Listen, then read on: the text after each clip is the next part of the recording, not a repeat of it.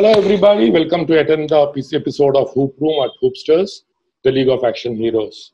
In our endeavor to bring you discussions on subjects less talked about, we are today in conversation with the team at Flawsome, Seema and Triansha, who have a collective experience of over 2 decades in therapy and coaching. They are believers of their own flawsomeness and that of others, and are advocates of self-intimacy. They facilitate programs through a medley of interventions ranging from positive psychology, expressive art, psychodrama, improv, and coaching. And today's topic of discussion is Imposter Syndrome. I'm not sure how many of you have heard about this term, but according to Google, Imposter Syndrome is the experience of feeling like a phony. You feel as though at any moment you are going to be found out as a fraud, like you don't belong where you are, and only got there through dumb luck. Okay?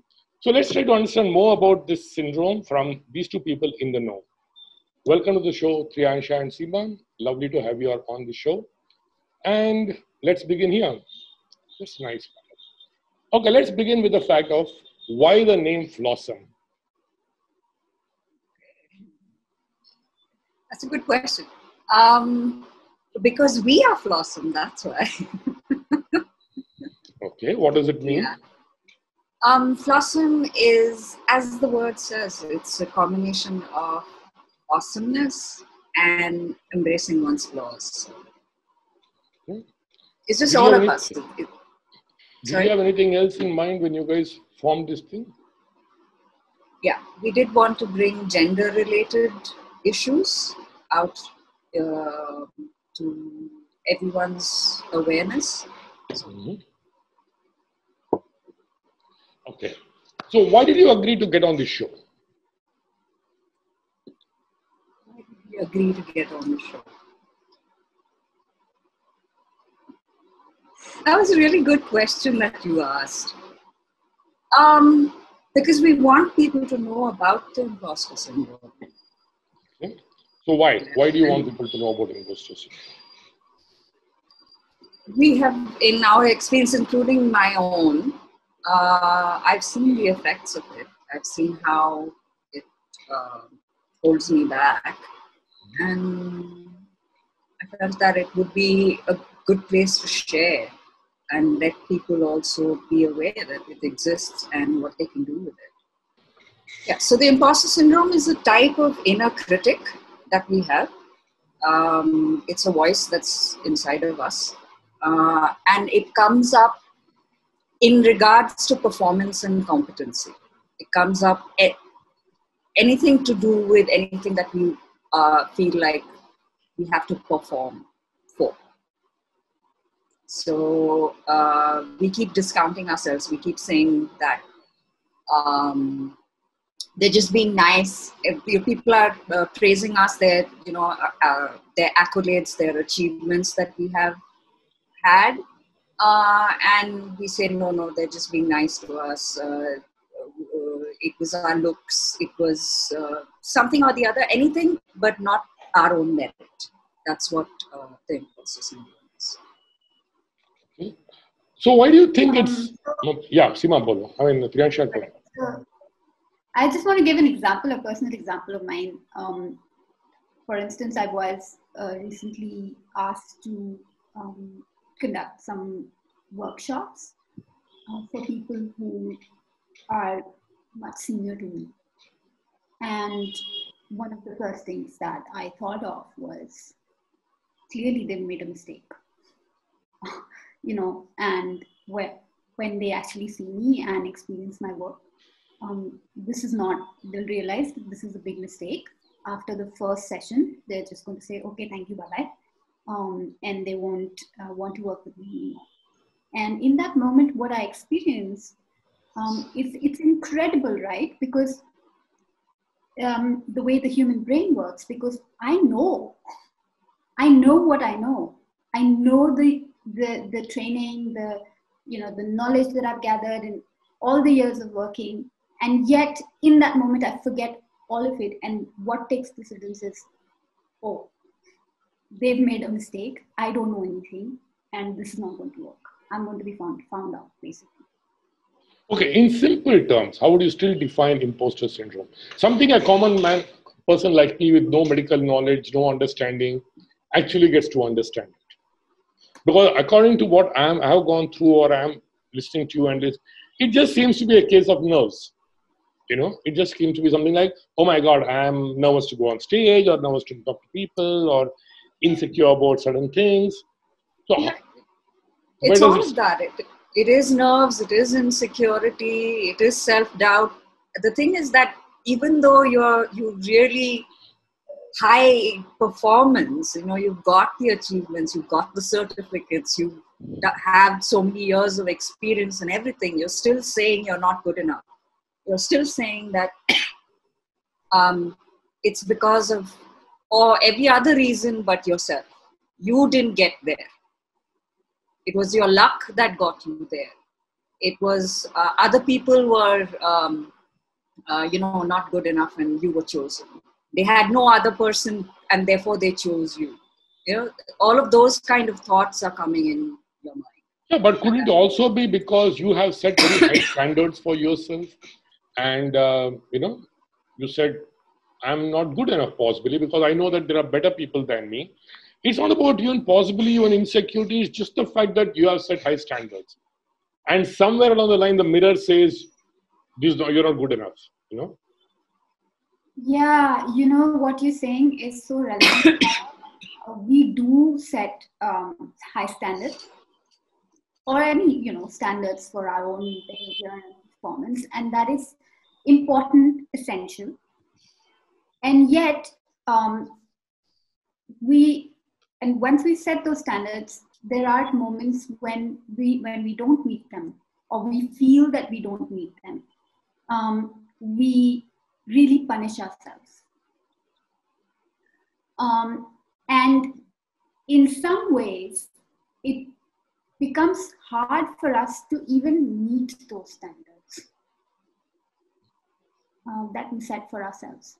Because they'll keep changing, right? We'll keep setting higher and higher standards for ourselves, which is great, which is the good part about in the imposter syndrome, because it also helps us to make sure that, to check in with ourselves, that our performance is where it should be.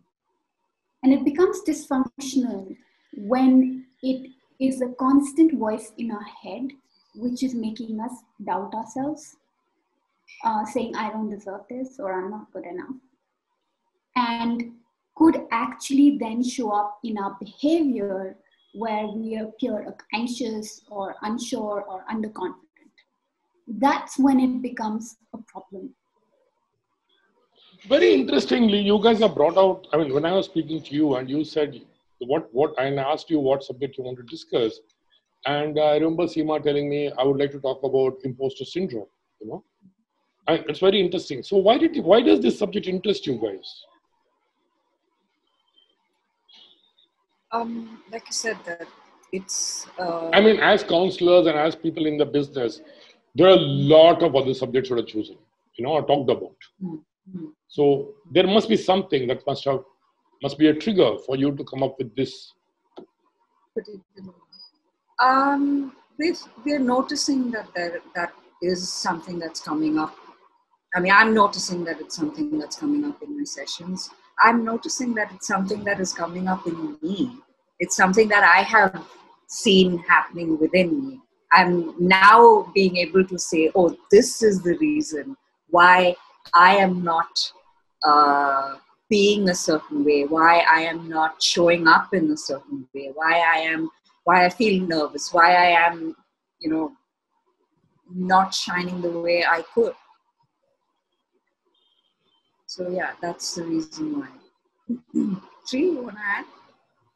Yes. So it is something that more and more when people come and talk to me nowadays, and what's interesting is, Bala, you mentioned earlier that it's a little known subject, but in a certain demographic, and especially I'll name it women, who come to me for coaching, are either talking about the symptoms or directly naming it themselves and saying, you know what, my imposter syndrome keeps acting up and I'm not able to go for that promotion that I really want because I keep feeling that I don't deserve it. So it is something that we're seeing around us. And of course, Seema and I have sort of swapped enough stories, personal stories between each other to know that we're both dealing with it constantly. Okay, could it also be a kind of sense of a low body image or a low intellectual image? Could be something as simple as that? Is it, or is it a real issue? Is it a syndrome? You know? Or it's just that, okay, I have a very low self-esteem of mine. It's a combination of all of that you're saying. It is. It could be about your body image. It could be about your intellectual image. It is a syndrome. It's not a disease condition. It's not something that you need to go and get like a treatment plan for and stuff like that. Okay? And yet, it is something that has an effect on one's own mental well-being. Right? So would you call it a mental health issue? Like I said, it's about one's mental well-being. It affects it. It is a space of low esteem. It could lead to things like depression. It could lead to things like anxiety and so on. Okay? And at that point in time, you would need to, get treatment for those.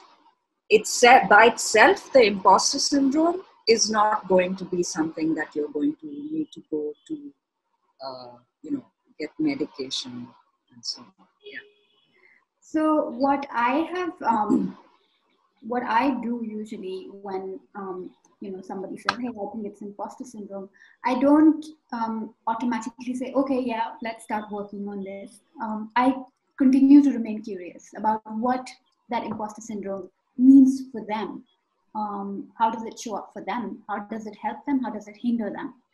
And go from there. So it's always starting from a place of curiosity about what, because it means different things for different people. So being present to that, and then ensuring that when we address it, it is an individualized approach and not a generic imposter syndrome, and therefore there are these 5 things you must do about it.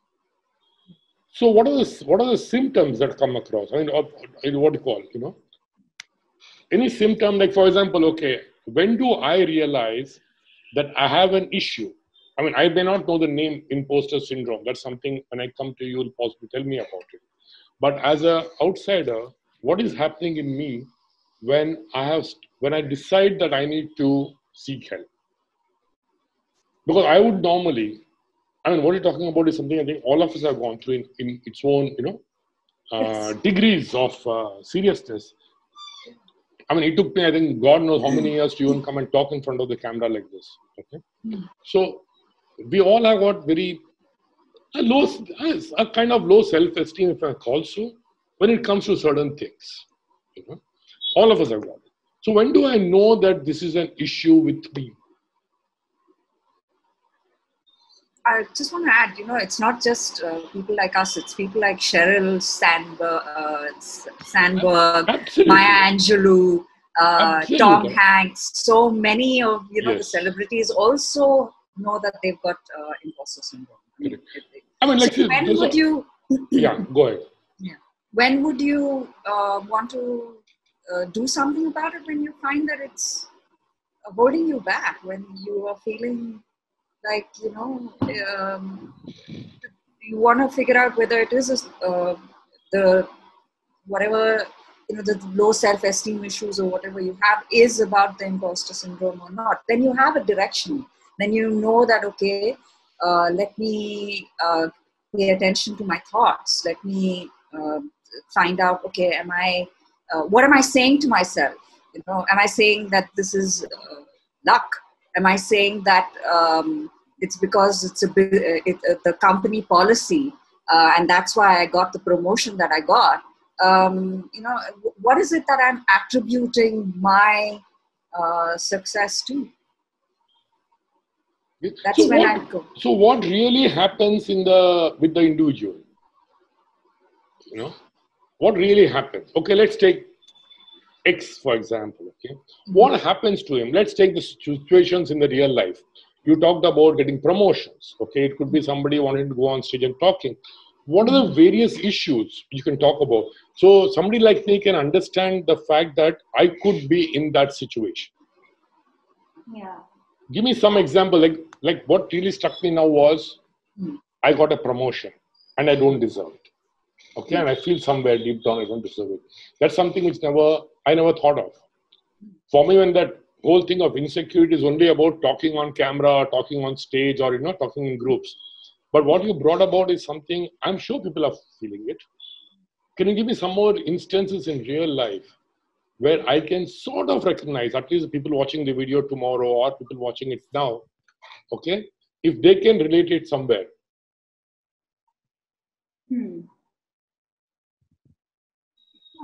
So there are several, again, it differs very much from individual to individual, but perhaps there are several things that one can identify. And so one is, well, the actual words, like I will be found out, or it may be found out that I actually don't know anything. They called me on as an expert on the team, but at some point they're going to realize that actually I don't know anything.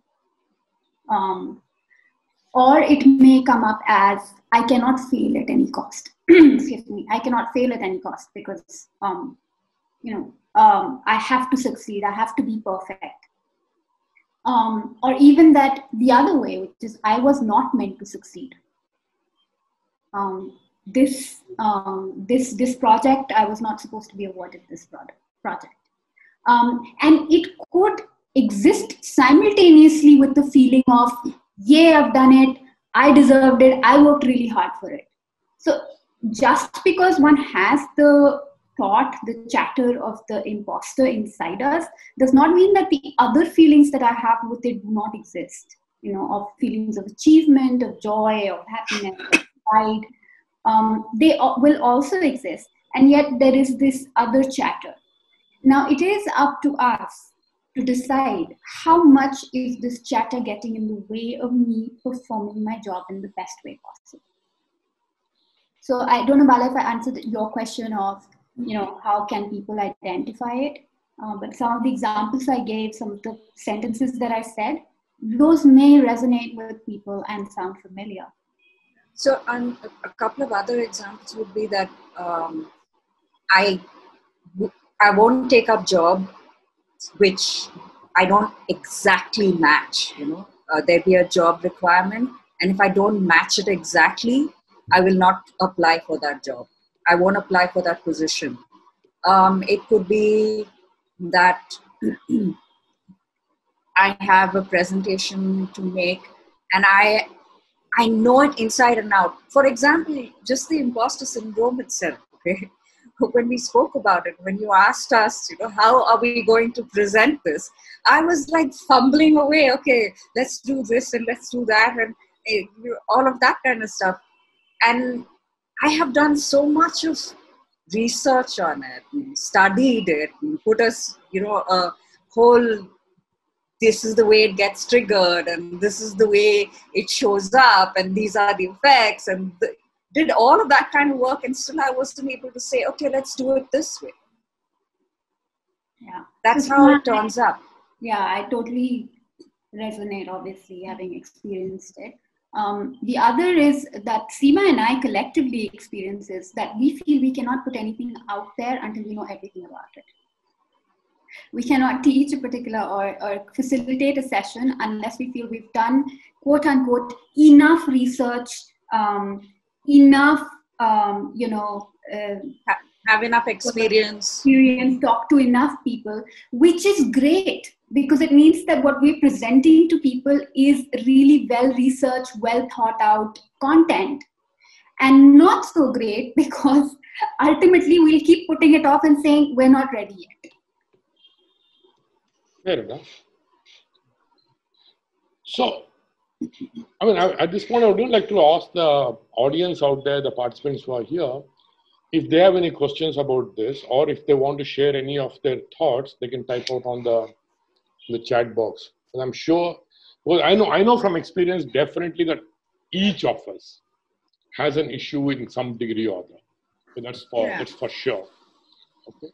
But how serious can it get? I mean, what's the most serious case that you guys have encountered? How serious can it be? You don't show up for, I mean, you don't take up promotions. You don't, you stay stuck where you are. You feel frustrated. All of those kind of things. It could be like that. But is it like, I mean, can it go to a space of depression and all? It's difficult to say that that's a direct link between imposter syndrome and something as serious as that. It's impossible to say right now. That's what it is. Yeah. So how does one recognize, watching what the conversation we have, how does it really, how do I look at it in a slightly serious tone, you know, and try to look back at myself? How do I get that to happen?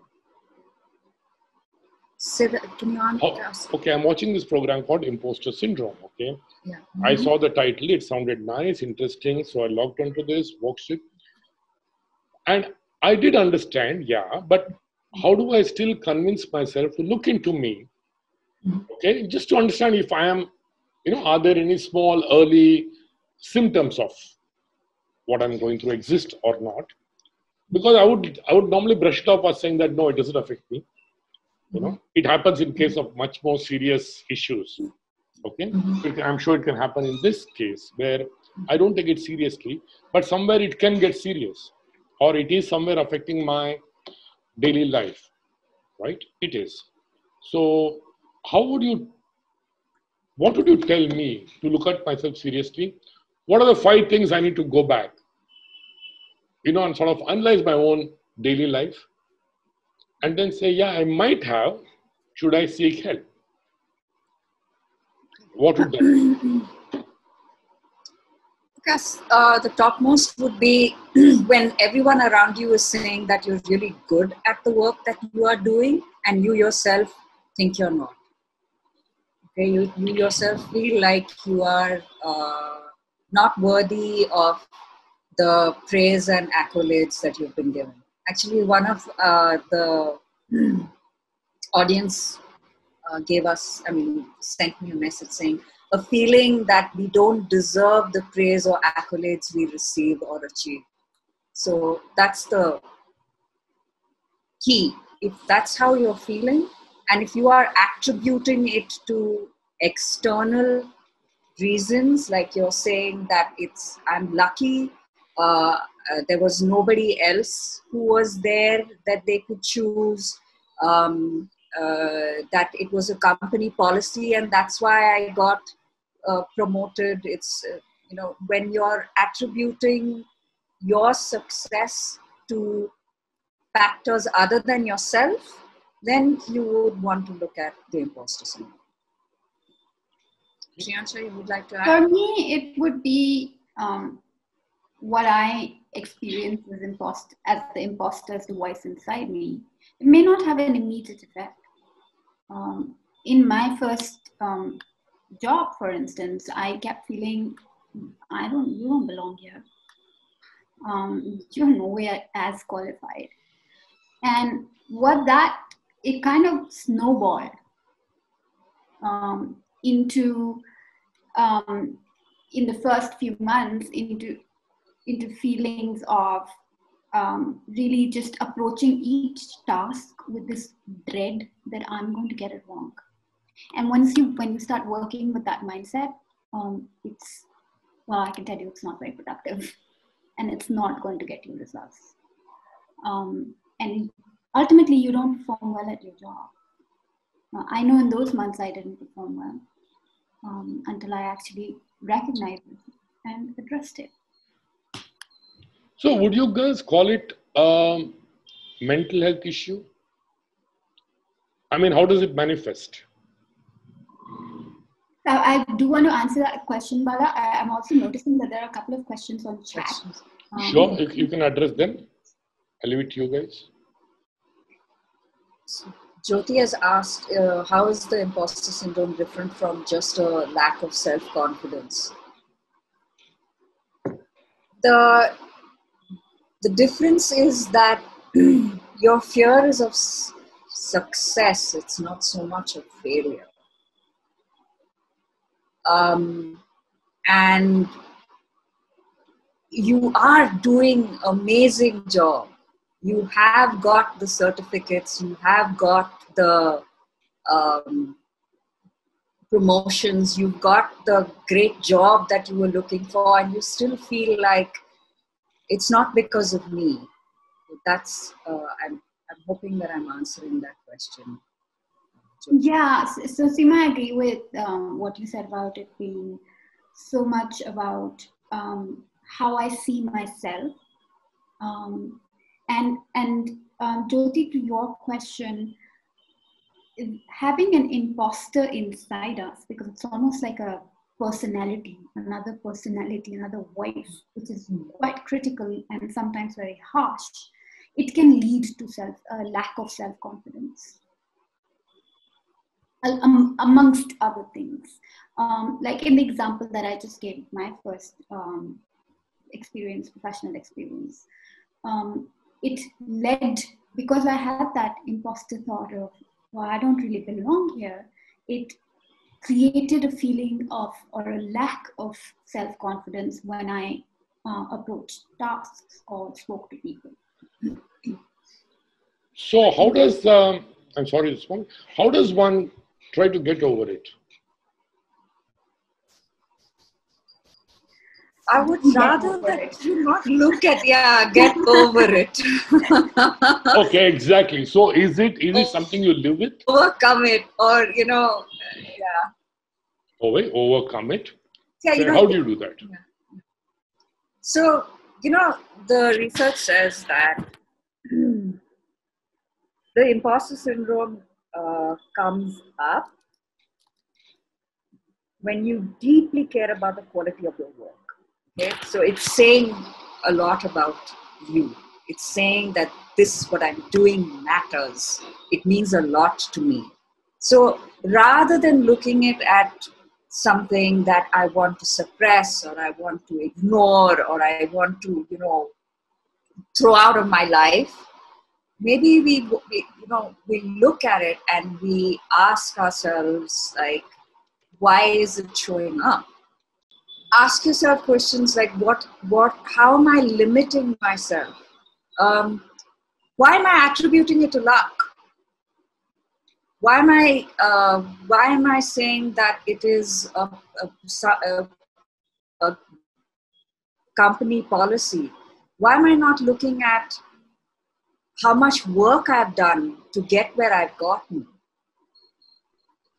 Okay, so the most important thing when you recognize that you have got the imposter syndrome is to keep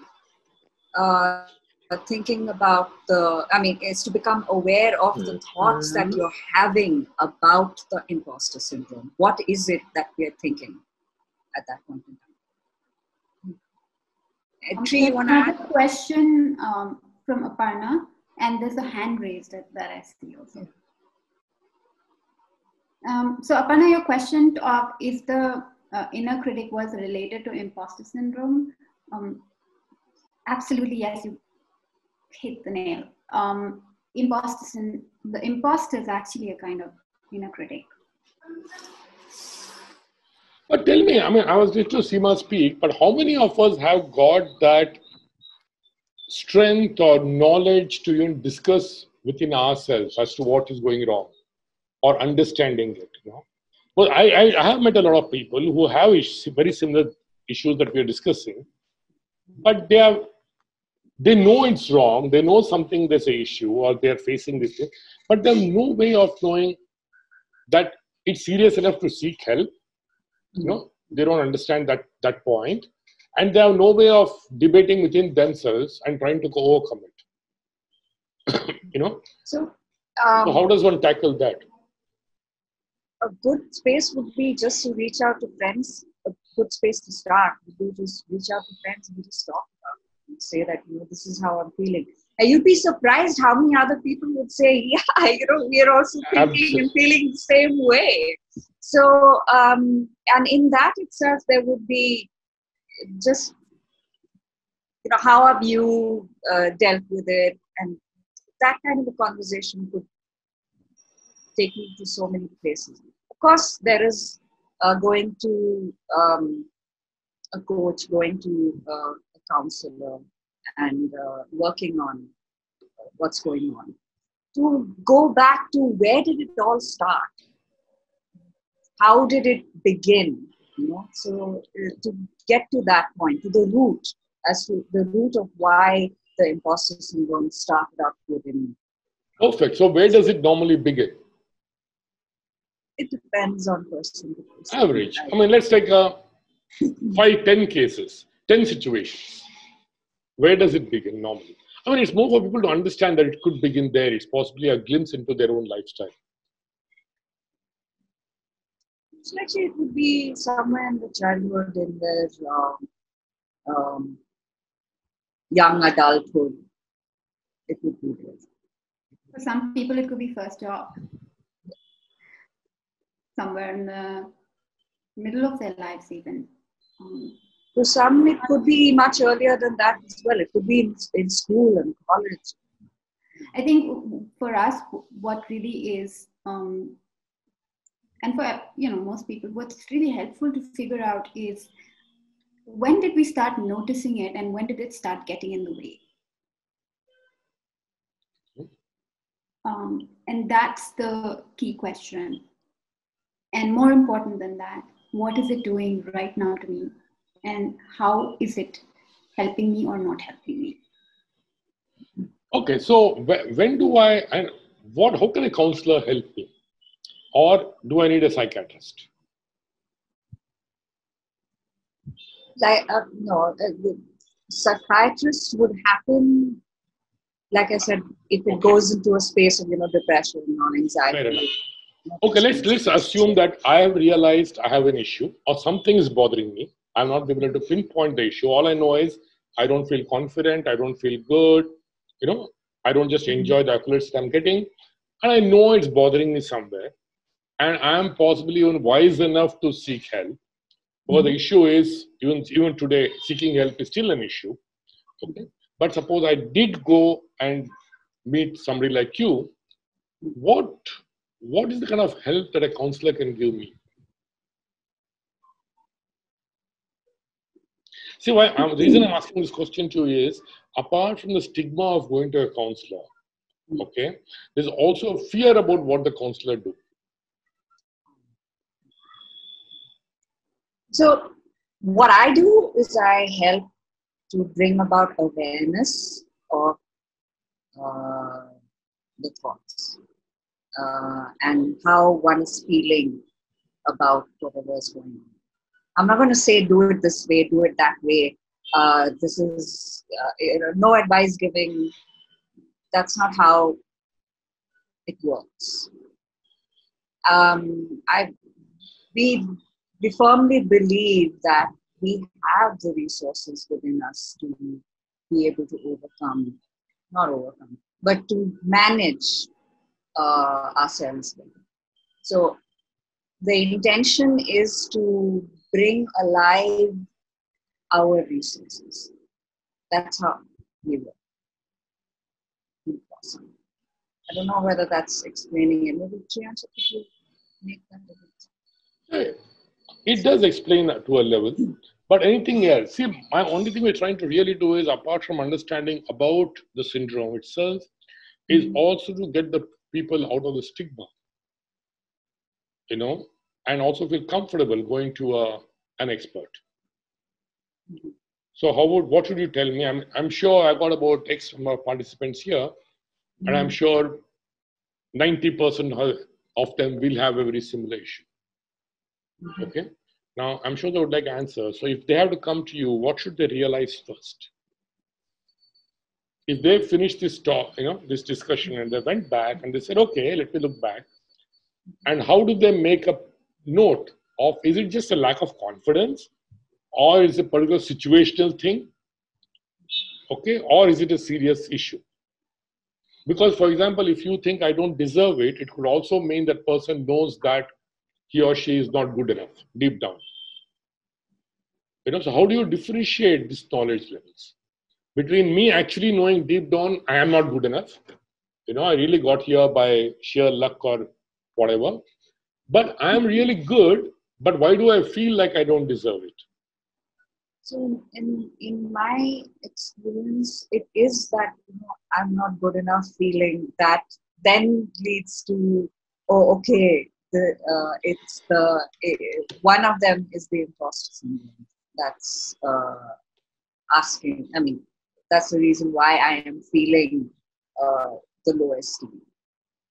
So my clients, including me, come in with that thing of I don't feel good enough. I'm constantly comparing myself to others and feeling like I'm not, they are better. I am not showing, I know everything. I know, I've done the research, I've done the studies, I've done everything, and still I keep quiet. I don't speak up. So these are the things that, that's what it starts off as. Seema, I'm just coming back to one very simple thing. Do you really think most of us even think we don't know anything? We always are assuming, especially when you look at people, they all assume that I was damn good, I am damn good. It's always very a positive, or not, I wouldn't call it positive way, but they do have this opinion about themselves. Okay? How does it work? Could there be a lie lying behind the whole story, or they know they are lying? How does it work? I think each one of us are feeling really real at that point in time when we think that we are good at something and when we think that we are terrible at something. It's just at different points, it's how we're feeling and how we're thinking. I don't think that is, it's a little strong to use the word lying and so on and so forth. Okay, so coming back to, yeah. I actually just noticed something very interesting in the way you asked that question, and this was a few sentences ago, Bala, which is deep down, somewhere I know I'm not good enough. And that speaks to this very definite kind of belief, deep-rooted belief that I have developed and continue to keep within me. Along with other feelings of, as Seema was saying, yeah, I am good, I know enough, I am great, and I can do this. So there is, both can exist simultaneously, or depending on where you are in your life at any given point. So kind of the first question, why is it called an imposter syndrome?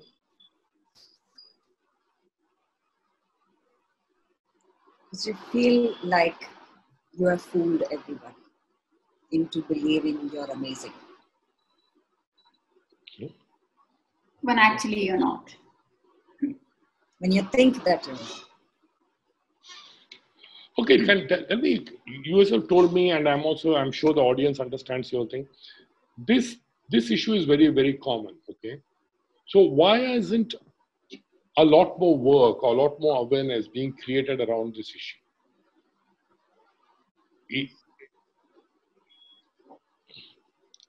Because I'm mental health issues are only now being brought into the foreground, and people are paying attention to, okay, mental health is something that is important to address too. And yeah, now there's an audience, I guess, and there is, people are listening, so it's happening now, never too late. Okay, since you said this also could be a mental health issue, or we're discussing that, could this be genetic? Could this issue be a serious genetic story?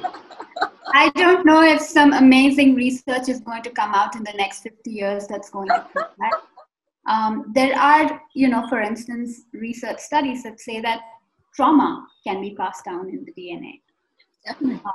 And I, for one, don't know if, 50 years later, there is a research that says, yes, imposter syndrome is genetic.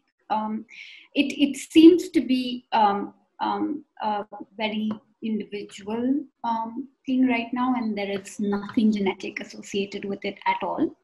And while we do talk a lot about imposter syndrome, and we're saying that it is, when we meet women, it's quite common. There is also the fact that there are outside factors that are faced by women or other people, who are not, other people who are in the minority, which are real issues related to culture, related to gender, related to race, all of that, which also impede performance. Those are also real. So we are not at any point saying that, oh, it's all imposter syndrome that is stopping, for instance, women. It is certain outside socioeconomic factors that also stop, and those also exist. That's interesting. I want Naga talking about when will one see the duality and learn from it? Naga, would you like to tell us a little bit more about see the duality? Yeah. Sorry, I was not able to unmute. Yeah, I just did that for you. Okay. Yeah. The duality is, see, you think you are something else, you are something else, right? That is the whole issue here. And one is not able to realize that the very self has greater potential. And the image that you have about yourself is actually troubling you. Okay. So there is a duality here, and when will they see this duality? And once one sees the duality, then they understand that the image is not strong. I am strong. I make a big difference. that's a beautiful way of putting it. We do work on the image of ourselves, our self-image. Our self-image does come from the way we perform, the way how competent we are, and so on. So when we are, when we're focusing only on the performance and only on the competence, and we're not seeing ourselves as being whole, that's when the internal struggle comes up, right? I think I'm addressing what you're saying. I'm not quite sure. When we start to have this focus only on a certain aspect of us, that's when the internal conflict comes about. Would that be what you're saying, Naga? Yeah, kind of. I mean, in the sense, if one is not able to see one's own mind, then this duality comes in, it plays. Or multiple characters will start operating, rather. It's not just one myself, but it's many things. But if one is not aware and watching, observing, then the multiple characters will start playing their own game, and you get caught in that game. And God knows when one gets free from that, So what is that point when one starts seeing it? That is the question. Naga, I think you just raised the issue you asked about 20 questions back. It is so difficult to, try to look within ourselves and start looking at that issue. Because within that there is an excuse for ourselves. Yes, and since there are not many strong, symptoms, as you call it, okay, you're able to give so many excuses to yourself. Yes. You can always, like I said, you can always call it lack of confidence. Oh, I know I'll get over it. Because it's not really impacting you on the immediate day-to-day basis. Either it's affecting you without you really, it's not like the other issues where, you possibly go into a extreme low state of lifestyle, or, you get into addiction and stuff. This does not affect you that badly. But it does. It's somewhere doing it, but it's not really a direct impact. So I think individually, I would not even give it the importance that it deserves. So how does one give it the importance? Because for example, if I am into, say, feeling low, okay, I know there are certain behavioral patterns. I don't feel like meeting people. I don't feel like doing that, which affects my immediate lifestyle. Or if I'm into, say, addiction, I know I'm blowing up money, or I'm drugged all the time, or whatever it can be. I'm into that. It's again impacting my immediate situation. And there are people around me who can also observe these things. But when it comes to this syndrome, what I think I understood is it doesn't really directly affect me or the people around me on a daily lifestyle basis. So how do I become aware? How do I stop giving excuses? At what point do I know it is not just one of those odd days I'm feeling low and I don't like myself, because I had a bad hair day or whatever, but it's a serious issue. When do I know that? I mean, that's exactly, I think, what Naga wanted to ask about duality. When do I... Correct, Naga? Yes. So because it doesn't really impact me immediately. And the people around me won't even observe it. So it's interesting that only when it becomes depression, and only when it becomes an addiction, and only when it becomes something really big, and this one is when we allow ourselves permission to seek help, to do something about it. Absolutely. So, but in this case, since it's also a serious issue, which can affect your interaction with people, because you have a low self-esteem, okay, it can affect your immediate family, it can affect you. How does one recognize it at an early stage? If I were to ask you, tell me 5 symptoms. Okay, I don't know whether symptom is right or wrong, but whatever. Okay, is it, I will call symptom because we all understand that term. What would it be? Let's take an average individual going to work. Let's take even an age group of, say, 25 to 35 or 40. Let's even go to that level. What would happen at that age? What could happen that he might say, hey, let the alarm bell start going? I'd say a chronic lack of self-confidence in spite of the evidence otherwise. The continuously saying that I don't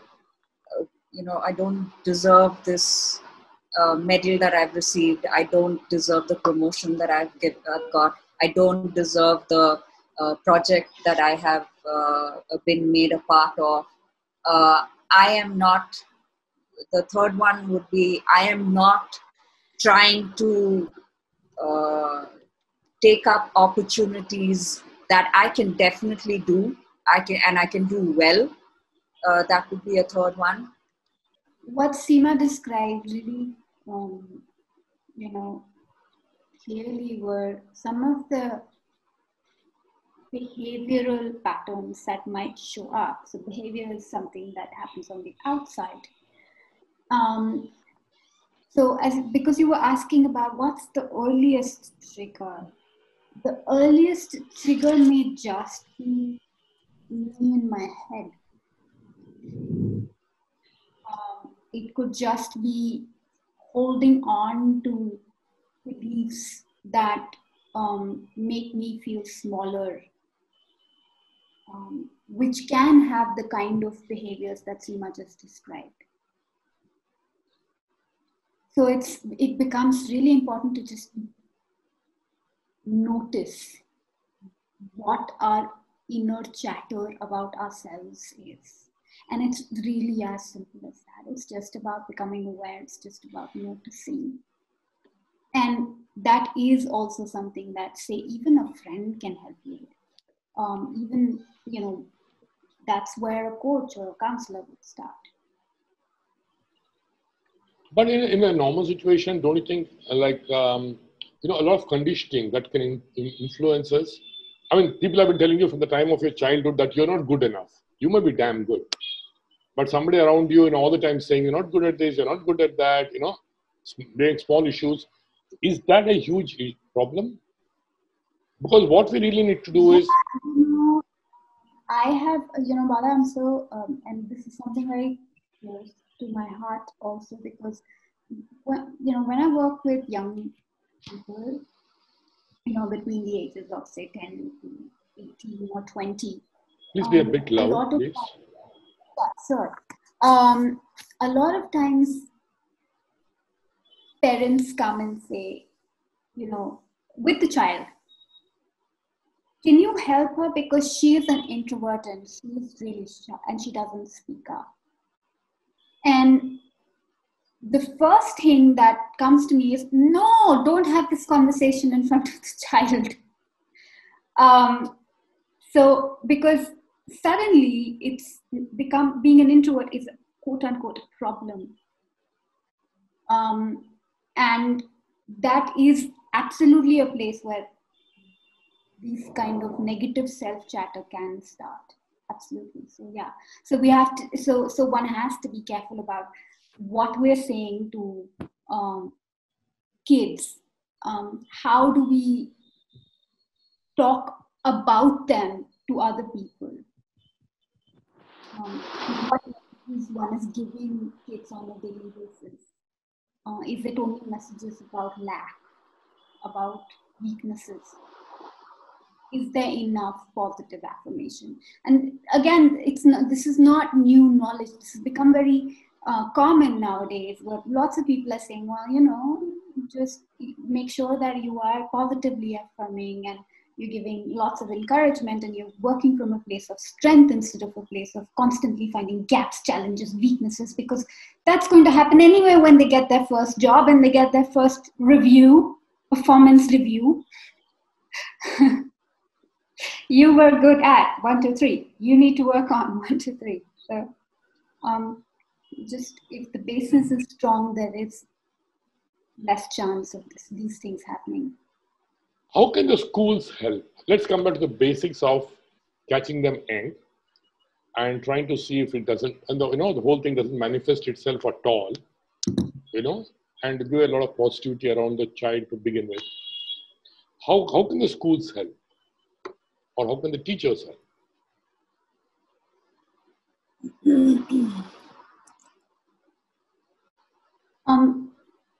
So is there really a right or wrong answer to this? I totally understand that. There's no right or wrong answer. But at least small tips of, can they recognize these things at early stage? Can they intervene? Is there a possibility? First and foremost, recognize the imposter syndrome within yourself. Become acquainted with your own imposter syndrome. Become acquainted with what are you thinking, what are you saying to yourself, and how are you behaving. Seema, that's perfectly okay. But my question here is, if it can manifest itself because you are living in an environment which has from the very young age curbed you, okay?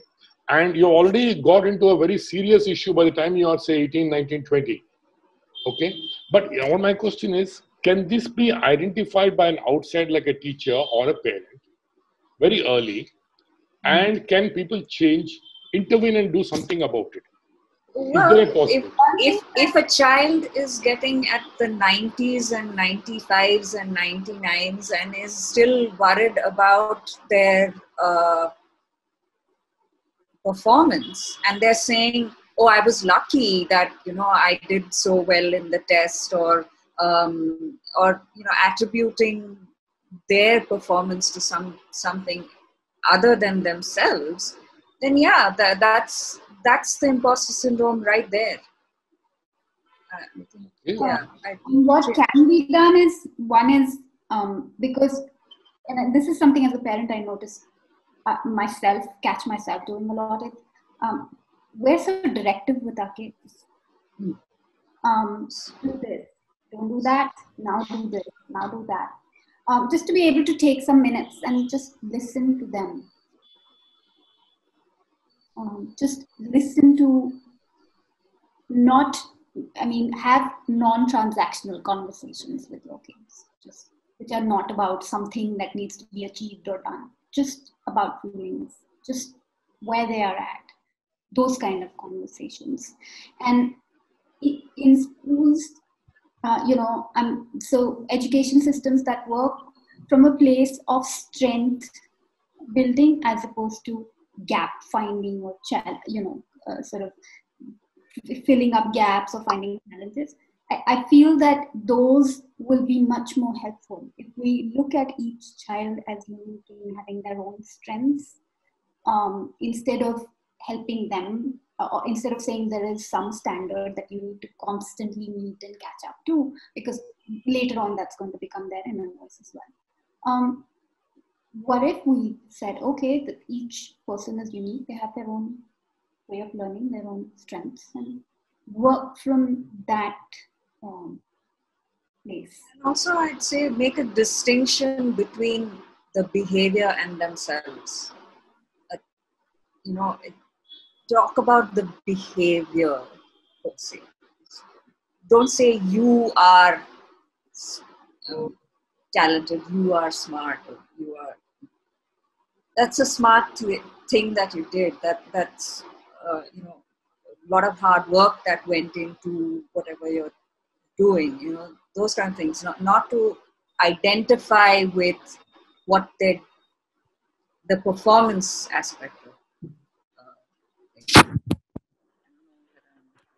One question from Jyoti here about how does one differentiate between honestly critical about oneself and actually experiencing the imposter syndrome? Seema, do you want to take that? How does one differentiate?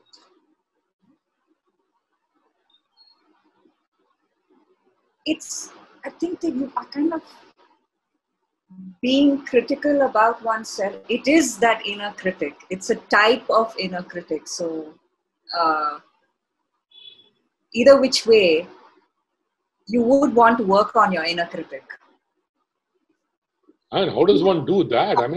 What you call, Jyoti, maybe if I could, perhaps what you're saying is, Jyoti, Adam Grant, who's a psychologist, talks about two kinds of self-doubt. One is an idea doubt and one is an actual self-doubt. An idea doubt is the kind of sort of doubt which enables us to constantly improve. And a self-doubt is something that will hold us back. So that right there is one way to find out about whether one is being honestly critical, as you say, or experiencing the imposter syndrome, or experiencing the. Okay, that's what you meant. Sorry, I got that question. Well, I hope I got her question right. Yeah, right. Your question is answered. No, I think by the end of it, I realized, as an outsider, realized that it's quite a complex syndrome, you really can't pinpoint a lot of things.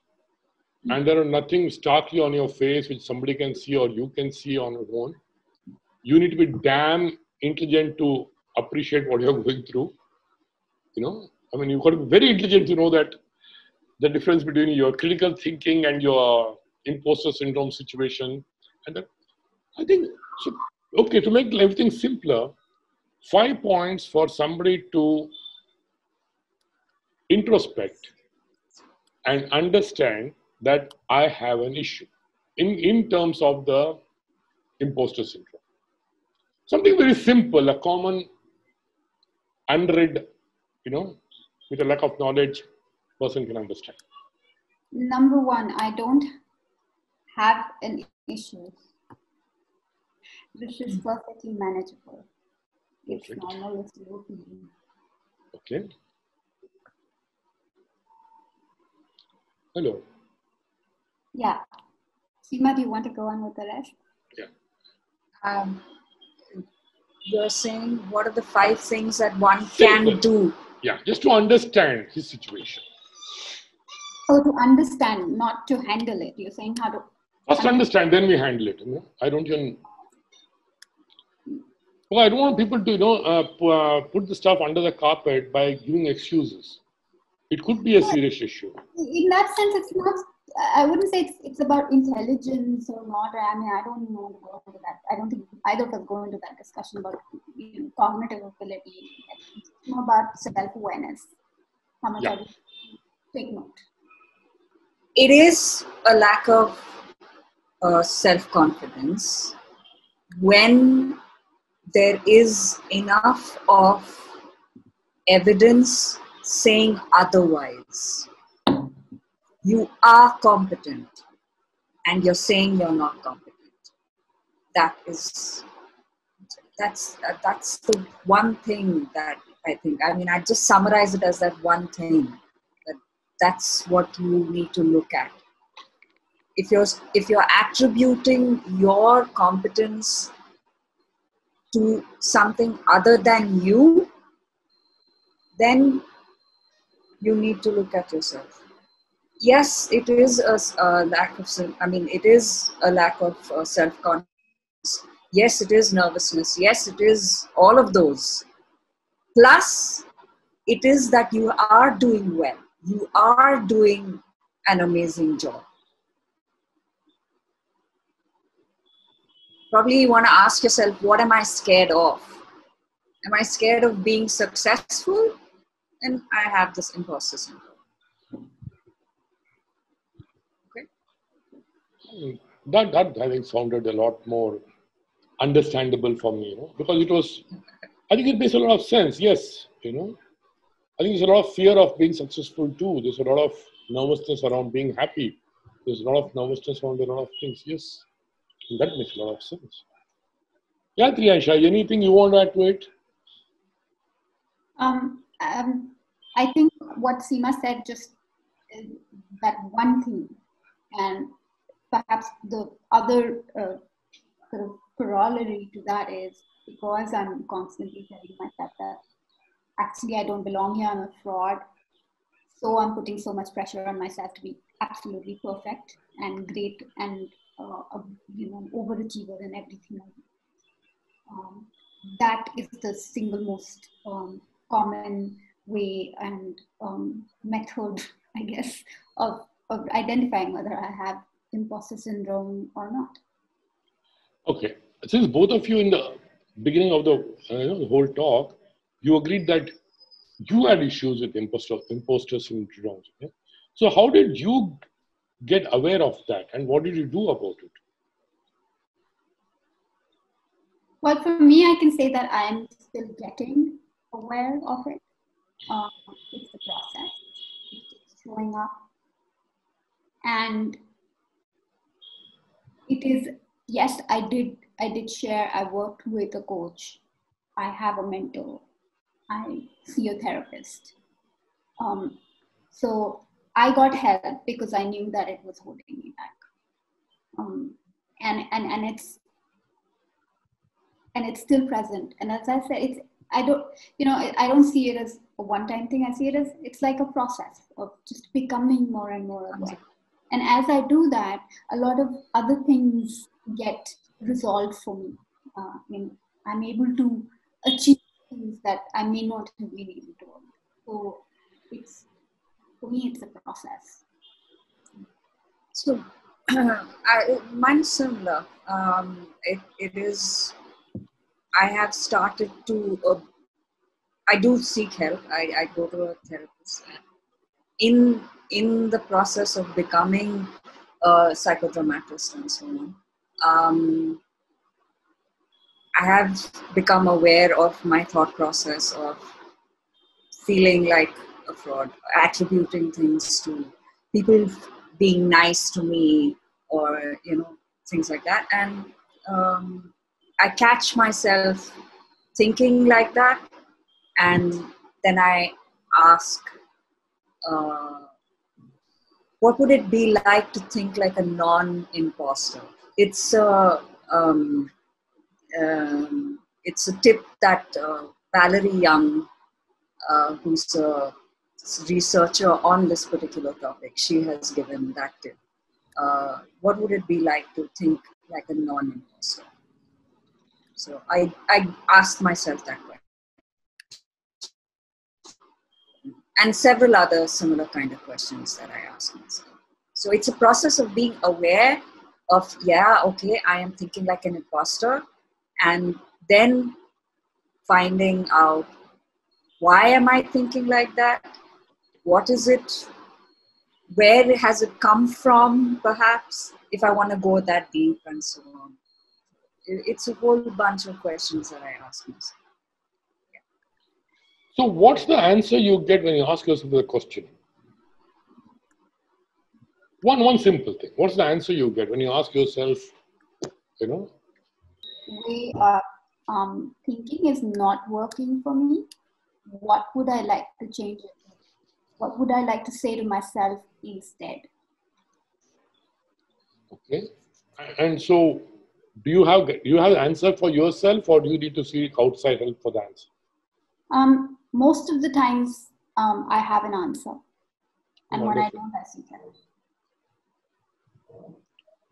I mean, that's definitely wonderful. I think that makes it simpler for people like us to. I'm sure we all have got answers within ourselves. We just need to ask them. Yes, Seema, anything else? Audience, any questions? We have crossed the 1 hour limit, and yeah. No, I think it's been wonderful because, I mean, the subject itself, I'm sure, is new. That is new to me. The name, the title. I think we should start talking more about this because it should be identified at a young age, or even possibly create an environment for the child not to get influenced by this, by the negativity around him, and see what best we can do. Or if you guys have got any suggestions how we can take this whole story further, it'd be really good. So any suggestions, anything, please tell us what to do. Because we really want to take these kind of subjects out there. It should not be another, just say, depressions, anxiety, We're going far beyond into a lot more other situations, which needs its space out there. So thank you both of you, and thanks for the audience for, all of them stayed back till the whole 1 hour, which means you're good. Thank you. Okay. So thank you, everybody. Thank you. Okay. And I think we should have more debates like this. Well, it is important. And I just realized by the end of it that the imposter syndrome discussion is actually very tough because there's nothing to pinpoint anywhere. There's so many things that influence it. At the same time, that thing influences a lot of things. I personally, yes, I'm going to do more studying on that. That's for sure. Any last minute tips? That our discussion has, motivated you to want to know more about it. And that's what's needed. Your question about what can we do? Find out, talk to people, share. The simple everyday stuff. Oh, yeah. Seema, anything last? Yeah, just a reminder that the imposter syndrome comes up when we really care about what we're doing. It helps us to keep us grounded and humble and respected. It also alerts us to our self-limiting beliefs. So just don't try and throw it out, but actually try and engage with your imposter syndrome. Yeah. Thank you so much, all of you, for being our lovely audience. Thank you very much. Thank guys. Have a lovely evening and take care and keep in touch. Bye. See you.